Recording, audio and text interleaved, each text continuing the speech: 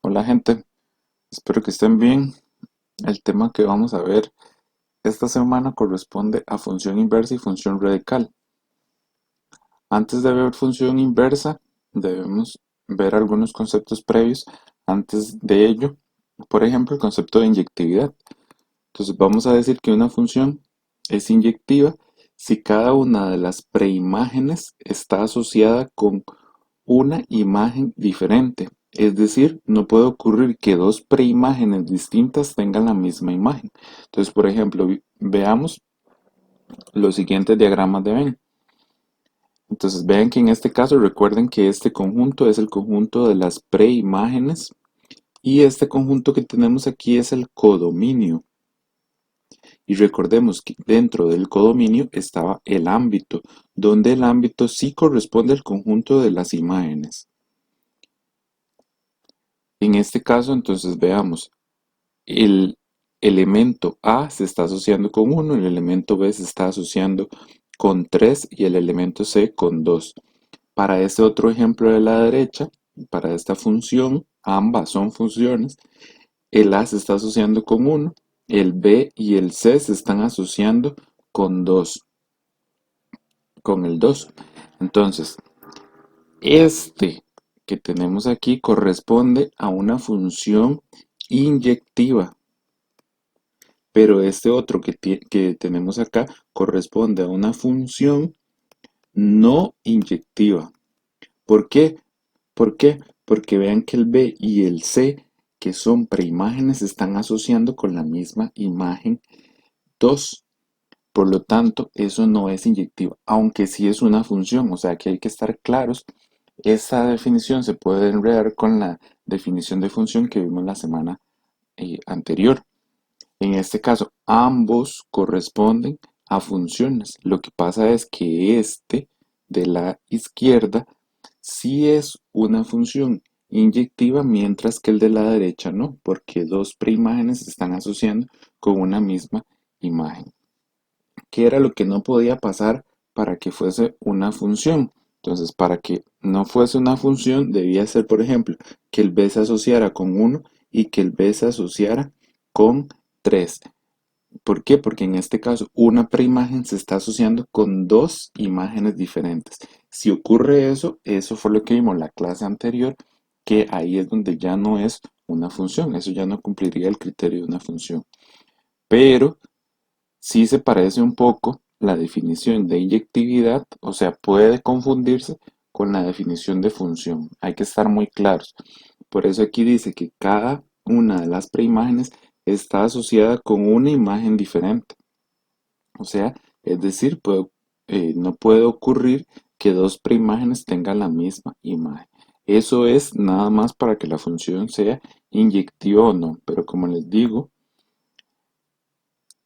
en este caso, ambas representaciones son funciones.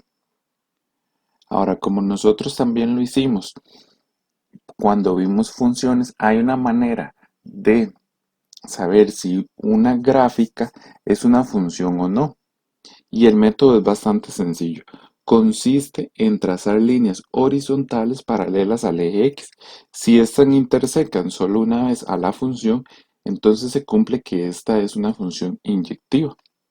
Si lo toca más de una vez, entonces la función no es inyectiva. Veamos algunos ejemplos. Esta función incluso ya la habíamos visto anteriormente. Acá lo que tenemos, esto es una parábola. Y entonces lo que se hizo fue, acá está, trazar algunas líneas horizontales y vean lo que ocurre. Interseca 1, 2 veces. Por lo tanto, con solo una línea, o sea, con solo una recta en la que ocurra eso, que se tocan dos veces a la gráfica, esto ya es una función, esto es una función no inyectiva.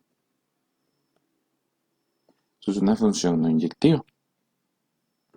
Acá tenemos otros ejemplos en los que nosotros podríamos trazar algunas líneas horizontales y ver cuántas veces interseca a la gráfica de la función. Entonces aquí, por ejemplo, 1, 1, 1.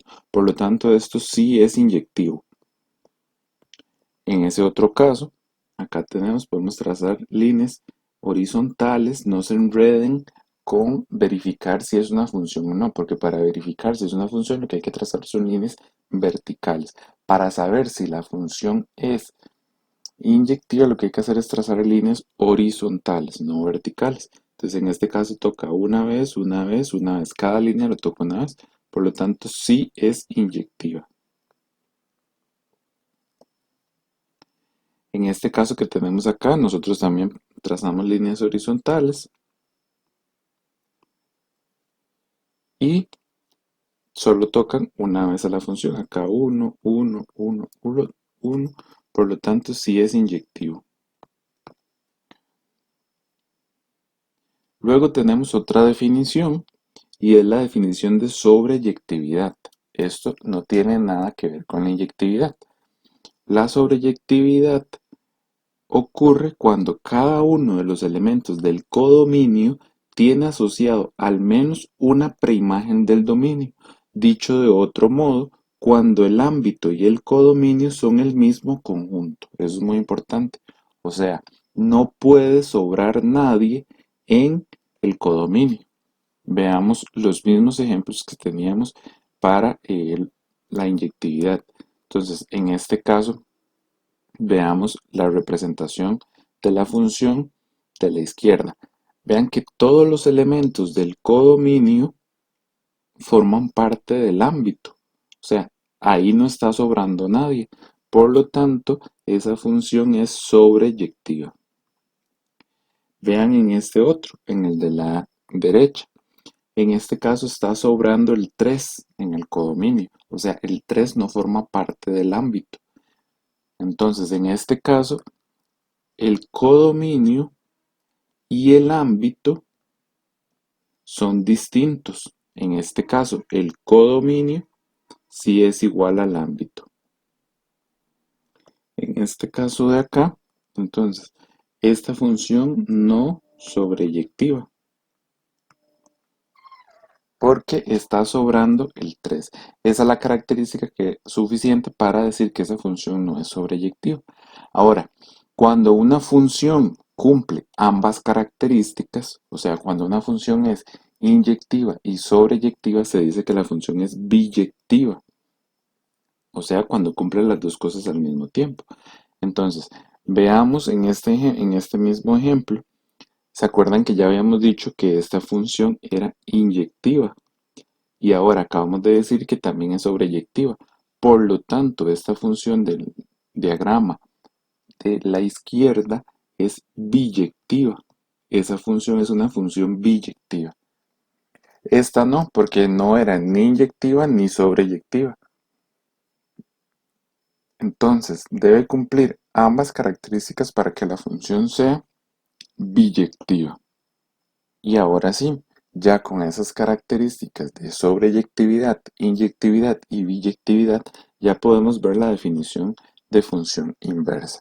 Entonces dice que una función f de x, donde f va de a a b, posee inversa si y solo si es biyectiva. O sea, la función para que tenga inversa debe de ser biyectiva. La función inversa se denota con f a la menos 1. Este es el símbolo para referirse a la función biyectiva. Perdón, a la función inversa. Es f a la menos 1. Y además se cumple que f a la menos 1 va de b a a. O sea, cambian. Vean lo siguiente. F iba de a a b. Quiere decir que a es el dominio y B es el codominio, o en este caso, como estamos refiriéndonos a funciones biyectivas, aquí el codominio ya es lo mismo que decir el ámbito. Y ahora estamos diciendo que la función f a la menos 1 cambia, invierte. Quien era el ámbito pasa a ser el dominio. Entonces la función va de B hasta A. Y quien era el dominio pasa a ser el ámbito.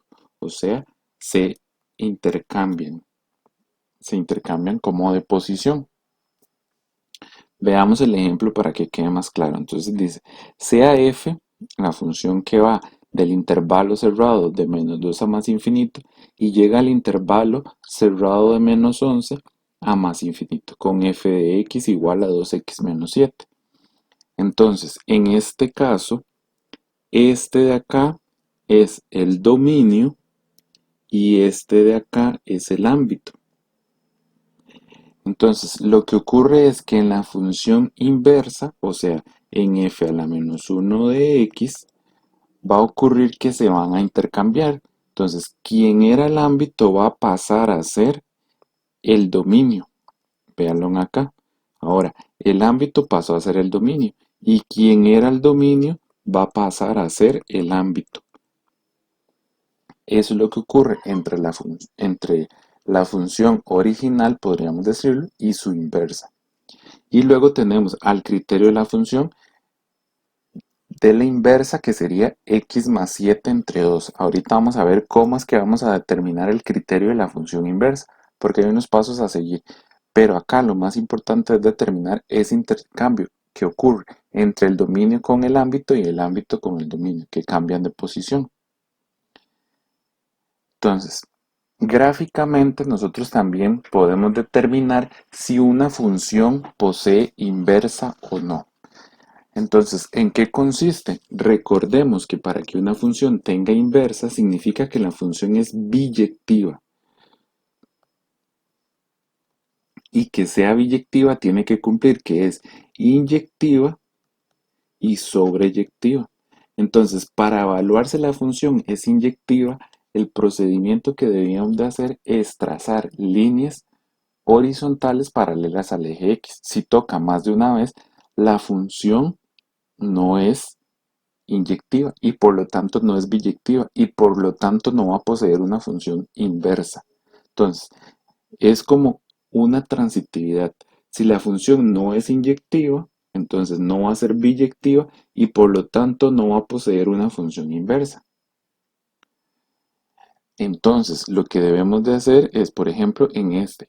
Si nosotros trazamos líneas horizontales, vea que con solo una ya nos damos cuenta que toca una vez, dos veces. Por lo tanto, esta función, así como está definida en esta gráfica, no posee inversa. Pero dentro de ella se pueden establecer algunos intervalos donde la función sí va a tener inversa. ¿Y cómo es que se hace eso? Restringiendo el dominio de la función a ciertos valores donde sí cumple la inyectividad. Veamos lo siguiente. Si nosotros nos enfocamos solo en este tramo, por decirlo así, de la función, nosotros trazamos líneas horizontales acá y vean que solo lo toca, cada una de ellas solo toca una vez a la función. Por lo tanto, en ese tramo que he coloreado de amarillo, la función sí posee una inversa. Entonces yo podría decir que en el intervalo, vea que esto viene desde, recuerde, dominio es parte de las X, del conjunto de las X. Por lo tanto, siempre el dominio lo voy a leer en el eje X, solo voy a leer en el eje X. Entonces, este tipo de pregunta siempre es, ¿en cuál dominio puedo establecer una función inversa? ¿En qué parte del dominio se puede establecer una función inversa? Entonces, aquí leemos el intervalo. Viene desde menos infinito para x hasta que llega aquí, o sea, hasta menos 1, abierto en menos infinito, y aquí podríamos dejarlo cerrado o incluso podríamos dejarlo abierto, no importa. Eso no es determinante para que la función en este caso sea inyectiva. Pero entonces, definida en ese intervalo, la función sí va a tener inversa. ¿Y dónde es otro intervalo donde ocurre eso? Bueno, en el otro intervalo, en el otro tramo del otro lado, que justamente es un intervalo, por decirlo así, que solo va creciendo. Vean que en este caso, por ejemplo, la función viene como decreciendo, o sea, viene como hacia abajo. Luego en este otro tramo la función va como hacia arriba, o sea, va como creciendo. Entonces, ese es otro intervalo donde si yo trazo líneas horizontales, cada una de ellas solo va a tocar una vez a la gráfica. Por lo tanto, en ese otro intervalo sí posee inversa.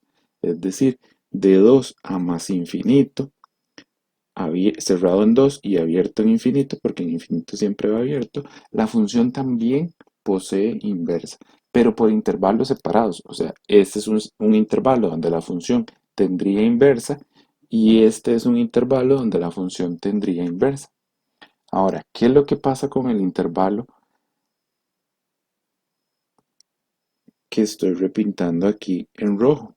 O sea, ¿qué es lo que pasa con ese intervalo donde la función es constante? O sea, donde no tiene movimiento en el sentido de que permanece como llano, por decirlo así.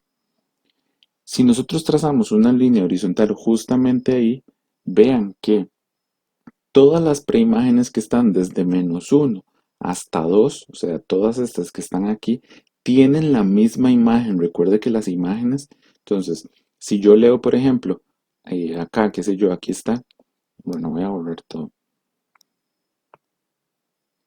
Por ejemplo, aquí está -1/2, ¿verdad? Entonces su imagen va a corresponder a este valor que está acá. Este valor que está aquí es -1, pero para 0 ocurre que vale -1. Para -1 vale -1. Para 2 vale -1. Para 1 vale -1. O sea, vean que en todo ese intervalo donde la función es constante, tiene la misma imagen.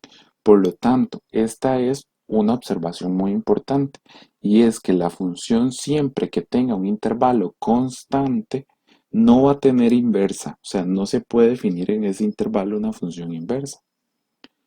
Entonces, por ejemplo, si a mí me dicen en alguna pregunta de marque con X, por ejemplo, si esta función, qué sé yo, por ejemplo, en la opción A, el intervalo que va desde menos infinito hasta cero, si la función tiene inversa o no, ¿cuál sería la respuesta? Bueno, pues voy a leer ese intervalo en el eje X porque es un dominio. Entonces, sería desde menos infinito, la gráfica viene por ahí, hasta cero, o sea, hasta acá. Entonces, la gráfica lo que hace es, comienza acá, que sería acá y acá. Entonces, en ese tramo o en esa sección de la gráfica que estoy definiendo, la función va a tener inversa. Bueno, yo la tarea debería hacer lo mismo de antes, trazar líneas horizontales, horizontales, pero ¿cuál va a ser el problema? Que cuando trace la línea horizontal aquí abajo, por tener un trozo constante que es desde aquí hasta aquí, en todo ese tramo, en todo este intervalo de acá, la función es constante y por lo tanto no va a tener inversa. Entonces, siempre que se defina un intervalo donde alguna sección o algún subintervalo tenga parte constante, no va a tener inversa la función. ¿Por qué? Porque no está cumpliendo la inyectividad. Entonces, en el examen, muchas veces preguntan eso. Por ejemplo, opción B, del intervalo de 0 a 2. No, tampoco. ¿Por qué? Porque 0 está acá, 2 está aquí. ¿Y qué está haciendo la función? Solo es constante. Entonces, tampoco. En las opciones solo debería estar lo que dijimos antes, que era desde menos infinito a -1 o de este que viene aquí, que es 2 a más infinito. ¿Por qué? Porque era esta rama de aquí, nada más hasta aquí y de aquí hacia allá. Es las únicas partes donde la función va a tener inversa o en alguna subparte de ellos. ¿A qué me refiero con una parte? Porque, por ejemplo, en opción C podría venir de 3 a más infinito. En ese intervalo la función tiene inversa. Sí, claro. ¿Por qué? Porque ese intervalo es un subconjunto del intervalo de 2 a más infinito. Aquí viene aquí, de aquí hasta más infinito. Entonces, ¿qué está haciendo la función?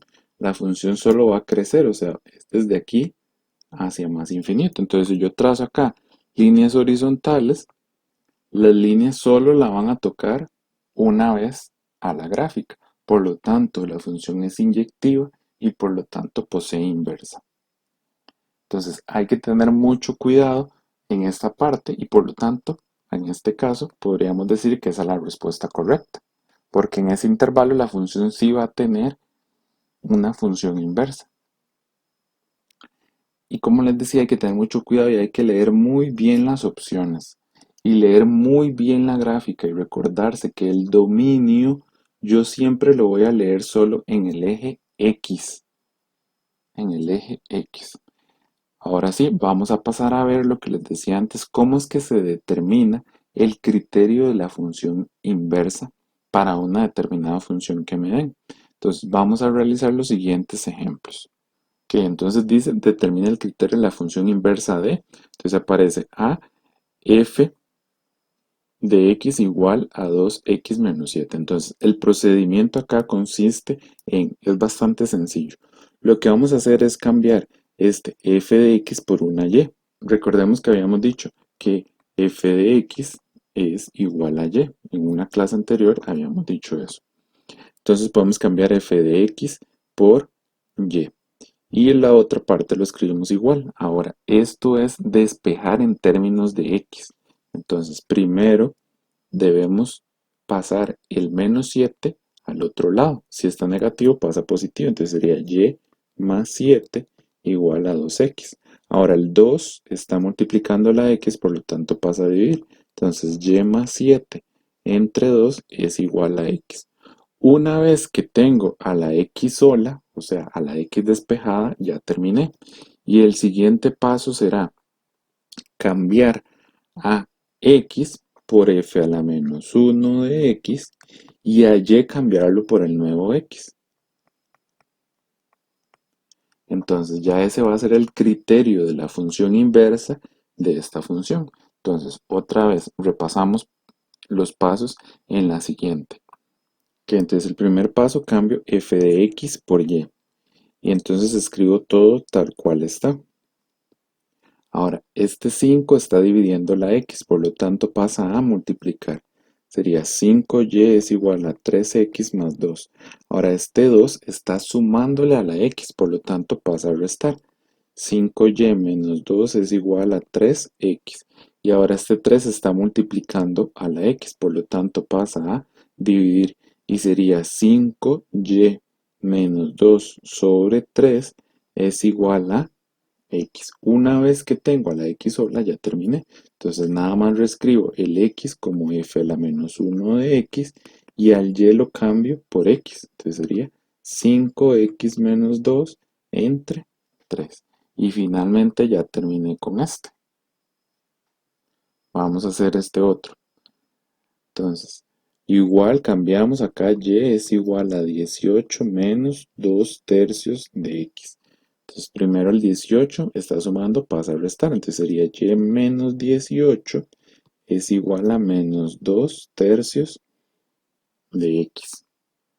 Ahora, en este caso, el 3 está dividiendo la x. Entonces pasa a multiplicar. Entonces sería y menos 18. Todo esto por 3 es igual a menos 2x.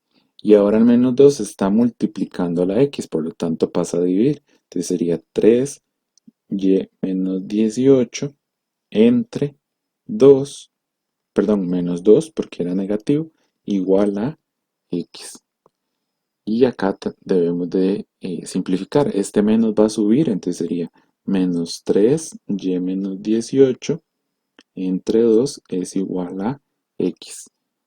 Y básicamente no vamos a aplicar la distributividad, pero aquí podríamos multiplicar este por este y este por este. Pero de momento vamos a dejarlo así, aunque se podría hacer. Y entonces el criterio va a ser f a la menos 1 de x es igual a menos 3x menos 18 sobre 2.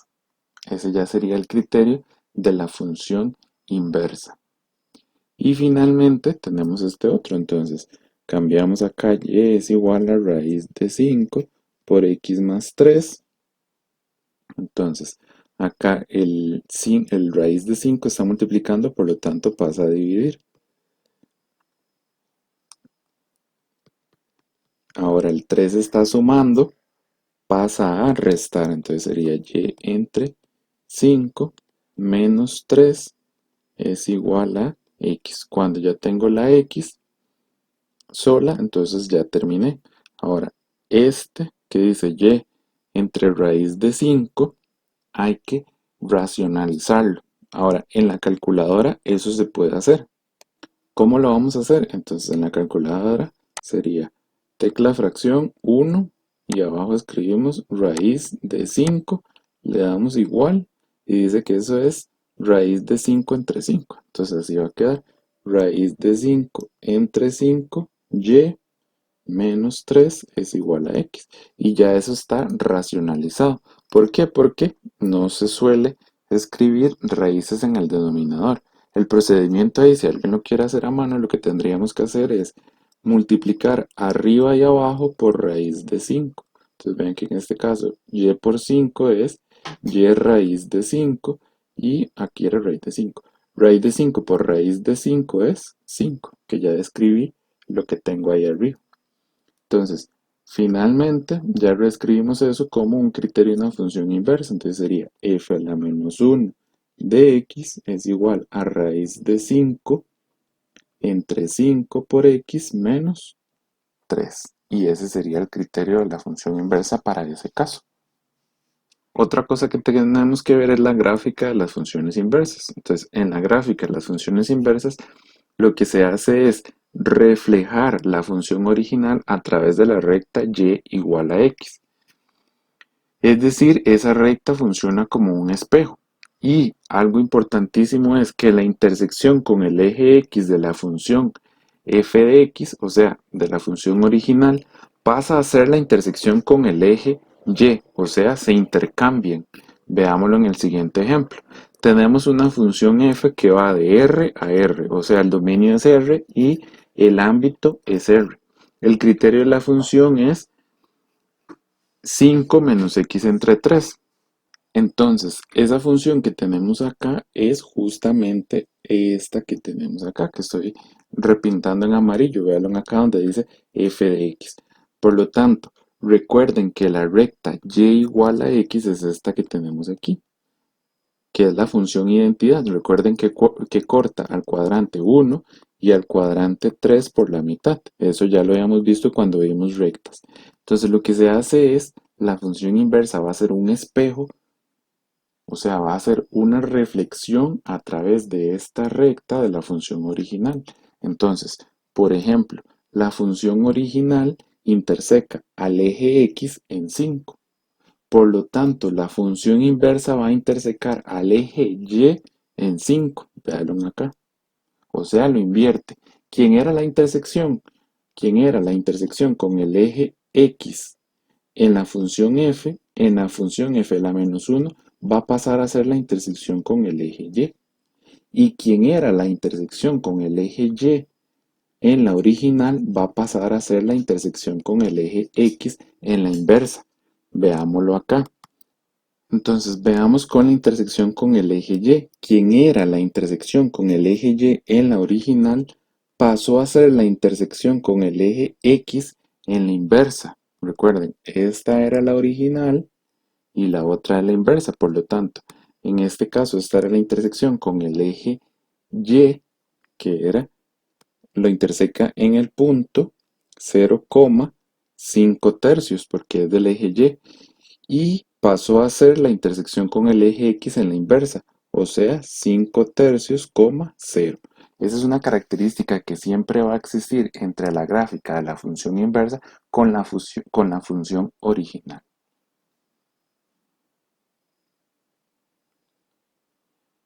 Y luego, para ir cerrando la clase, tenemos que ver el tema de la función radical. La función radical va a tener este criterio que tenemos acá, que es a por raíz de x más b y por aparte el más c. Entonces debemos recordar que cuando nosotros vimos los subconjuntos de R, habíamos dicho, por ejemplo, que todas las raíces donde el número que estaba adentro, o sea, el subradical, fuera un número negativo y el exponente, perdón, el índice de la raíz fuese un número par, no iban a existir, o sea, esos números no pertenecían a R, o sea, no pertenecían a los números reales. O sea, por ejemplo, raíz cuadrada de menos 2 no pertenece a R. Y así sucesivamente, cualquier número donde el índice de la raíz sea un número par, o sea, 2, 4, 6, 8, y el subradical sea un número negativo, no van a pertenecer a R. En este caso vamos a ver la función radical con índice 2. Vean que en este caso n, o sea, el índice es 2. Por lo tanto, yo tengo que garantizar que el subradical, subradical en este caso es x más b, sea un número mayor o igual a 0 para que no se indefina, o sea, para que exista en los números reales. Entonces, muchas veces lo que consultan o lo que preguntan es cuál es el dominio donde esa función se puede definir, el dominio máximo donde esa función se puede definir. Entonces, eso depende de el criterio de la raíz. Vamos a tener 4 posibles escenarios que los tenemos en esta gráfica. Por ejemplo, incluso nosotros podríamos hacer, si no queremos aprendernos esta tabla, sería siempre hacer el despeje del subradical como una inecuación, resolver una inecuación. O sea, por ejemplo, en este caso sería x más b mayor e igual que 0. Y entonces debemos despejar en este caso eh, el subradical. Por ejemplo, acá sería x mayor o igual que menos b. Entonces, esto escrito como un intervalo es el intervalo. Son las x mayores o iguales que menos b. Entonces sería de menos b a más infinito. Que vean que es justamente lo que tenemos aquí.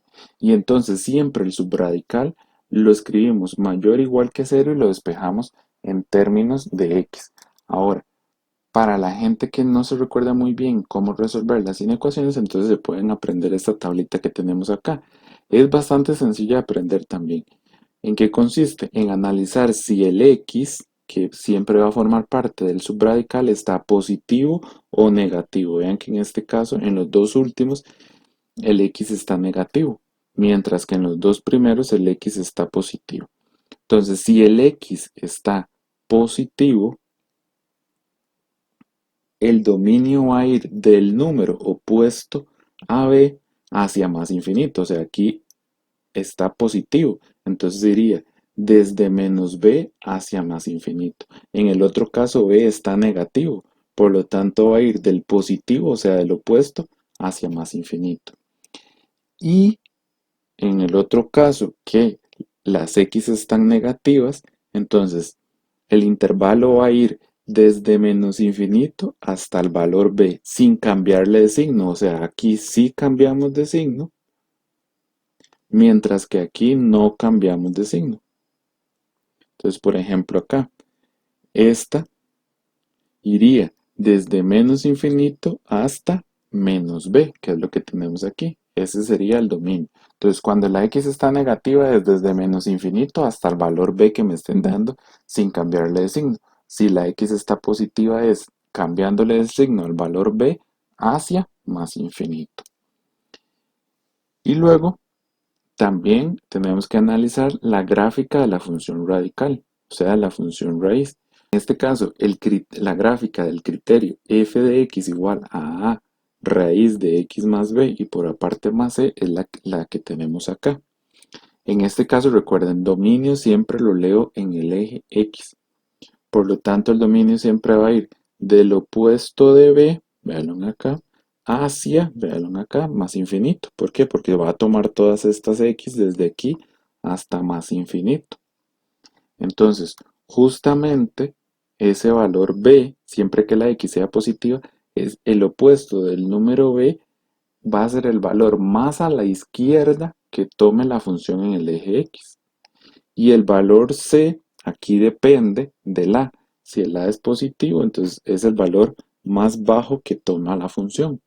Si el a es negativo, entonces sería el valor más alto que tome la función. Pero y eso sería para el ámbito. Para el ámbito, que el ámbito se lee en el eje Y. Recuerden, dominio en el eje X, ámbito en el eje Y. Porque el ámbito, recuerde que son las Y, o sea, el conjunto de imágenes. Y luego aquí tenemos el caso donde la función es con x negativa. Vean acá, menos x. Entonces la función va hacia el otro lado, no va hacia allá, sino que va hacia el otro lado. Por lo tanto, el valor de b es el valor más a la derecha que va a tomar la función. Por lo tanto, el dominio de esa función es desde menos infinito, porque aquí viene una flecha, o sea, viene tomando los valores desde menos infinito hasta b. Y vean que no se cambia el valor de b. Entonces, eso es otra forma de el dominio, de leer el dominio sin aprenderse la tabla, sino analizando la gráfica o memorizando cómo es que se construye la gráfica. Y otra vez, el valor de C está relacionado con el ámbito. Entonces, en este caso, si el A es positivo, la gráfica se va a ver como esta. Y entonces el ámbito va a ser desde ese valor C, el ámbito sería desde ese valor C hasta más infinito. En este código QR que yo les adjunto acá, o el link, que también está el link, ustedes podrían accesar a un modelo que yo construí para que ustedes vean cómo se modifica la gráfica de la función radical. Entonces, si ustedes dan clic en ese hipervínculo o si escanean el código QR con el teléfono, van a poder accesar a este modelo que yo tengo acá. Es el mismo, entonces aquí ustedes pueden modificar los valores de A, B y C. Vean que el azul corresponde a la función donde x es positivo y la negra corresponde a la función donde el x es negativo. Entonces, ¿qué le pasa a la función si yo cambio entre un A, ¿verdad?, un A positivo o un A negativo? Vean que ahí A es negativo. Ustedes podrían mover hacia acá y ver qué es lo que ocurre con la función. Vean la función donde va hacia allá. Pero aquí estoy disminuyendo el zoom.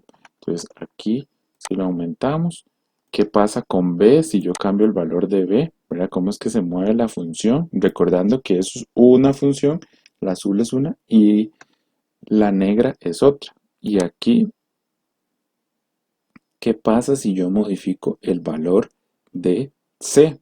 Que c está relacionado con el ámbito, b está relacionado con el dominio. Entonces, ustedes pueden modificar en este modelo que les dejo acá mediante ese código QR o mediante el link para que puedan visualizar qué es lo que ocurre e incluso les puede ayudar para revisar algunos ejercicios que tengan que hacer con respecto a esto. Entonces, para terminar, vamos a hacer los siguientes ejemplos. Dice el primero, encuentra el dominio para cada una de las siguientes funciones.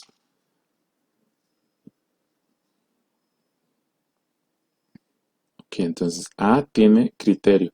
F de x igual a raíz de x menos 2 más 3. Entonces lo primero que tengo que analizar cómo es A, perdón, cómo es x. X es positiva, ¿verdad? X está positiva. Por lo tanto, este es el valor de B. Entonces, ¿quién es B? Es menos 2.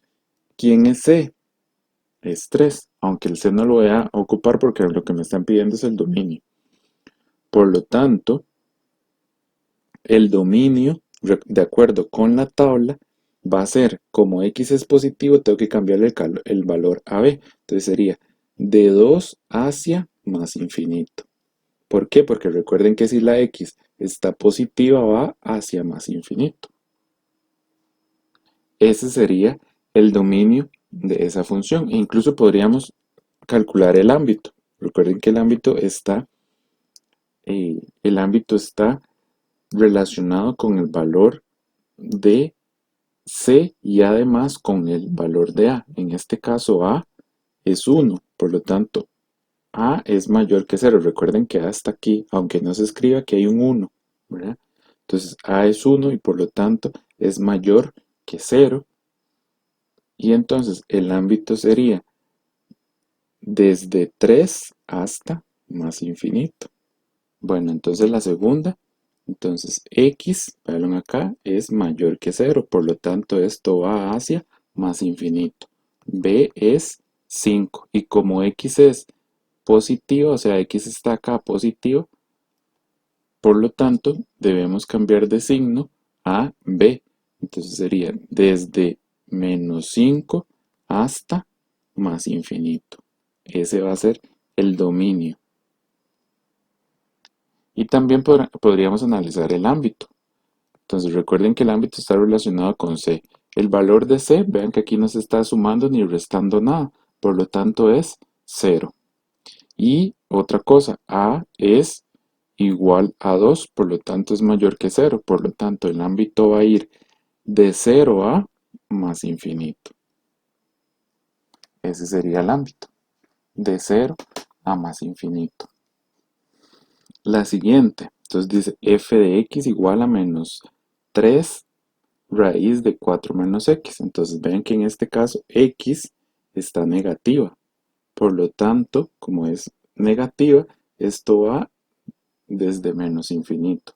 El valor de b es 4. No le debo cambiar de signo porque la x está negativa. Por lo tanto, el dominio va desde menos infinito hasta 4 sin cambiarle de signo. Ese va a ser el dominio, que era lo que me estaban preguntando. Ok, entonces, ¿quién sería el ámbito para esta función? Vean que el valor de C es 0 otra vez, porque aquí no se está sumando ni restando nada. Y el valor de A es negativo. ¿Por qué? Porque el valor de A es menos 3, que es negativo. Por lo tanto, el ámbito sería, como es negativo, el A es desde menos infinito hasta 0. Ese sería el ámbito de la función. Desde menos infinito hasta 0. Y por último, esta otra, entonces acá tenemos que x es negativa, por lo tanto esto viene desde menos infinito. El valor de b es menos 16, por lo tanto no le vamos a cambiar de signo.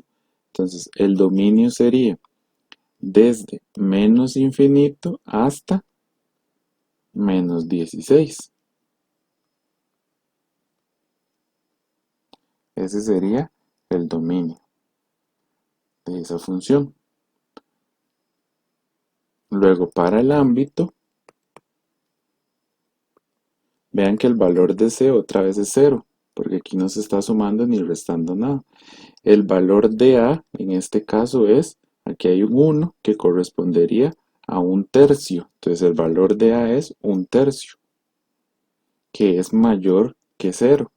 Por lo tanto, como es mayor que 0, el ámbito va a ser desde 0 hasta más infinito. Ese sería el ámbito de esa función. Ok, luego vamos a resolver esta otra. Entonces dice, si f es una función que va de menos 2 a más infinito, ese es el conjunto de salida. Vean que aquí este ya es el dominio de la función. Recuerden que ese es el dominio. Por lo tanto, ya me definieron el dominio. Y dice que la función llega a un conjunto P. Este conjunto P es el ámbito. Y dice que la función tiene criterio raíz de x más 2 y por aparte más 5. Entonces dice el punto A, calcule P, o sea, calcule ese intervalo. O sea, lo que tenemos que hacer es calcular el ámbito. Eso es lo que nos están preguntando. Calcule el ámbito de esa función. Entonces podríamos hacerlo de la siguiente manera, sustituyendo el valor de menos 2 en la x. Entonces sería, para f de menos 2 sería raíz de menos 2 más 2 y por aparte más 5. Entonces vean que si ustedes hacen todo eso en la calculadora, cuando lo hacen todo en la calculadora les va a decir que eso es 5. Y si ahora, si ustedes toman cualquier otro valor, por ejemplo 0, que forma parte de ese intervalo, entonces f de 0 es raíz de 0 más 2 y por aparte más 5. Entonces eso les va a quedar raíz de 2 y por aparte más 5. Y así sucesivamente, o sea, el intervalo va creciendo. El intervalo va creciendo. Además, ¿por qué también vemos eso? Porque la x es positiva. Porque la x es positiva. E incluso con lo que analizamos antes, nosotros ya podríamos determinar el ámbito.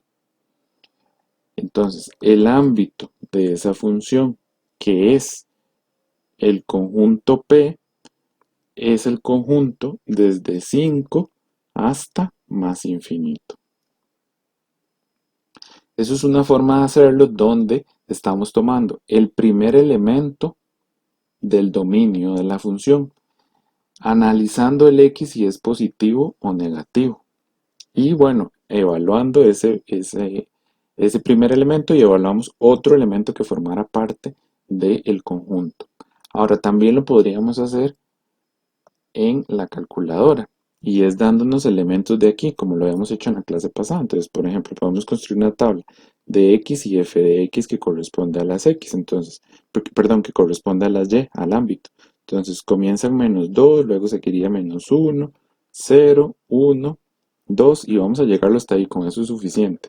Entonces vamos a la calculadora. Entonces en esta calculadora sería menú 9, si usted está en la otra calculadora es menú 7. Entonces, ¿quién es f de x? Es raíz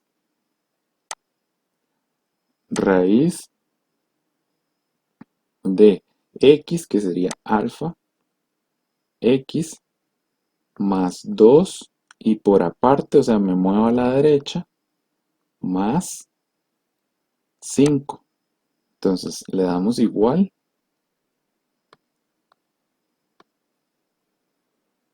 Ella me pregunta por una función g, pero nosotros no vamos a usar otra función. ¿De dónde vamos a comenzar? Entonces el intervalo comienza en menos 2 igual. ¿Dónde vamos a terminar? Lo vamos a terminar en 2, aunque podríamos terminarlo en 5, no importa.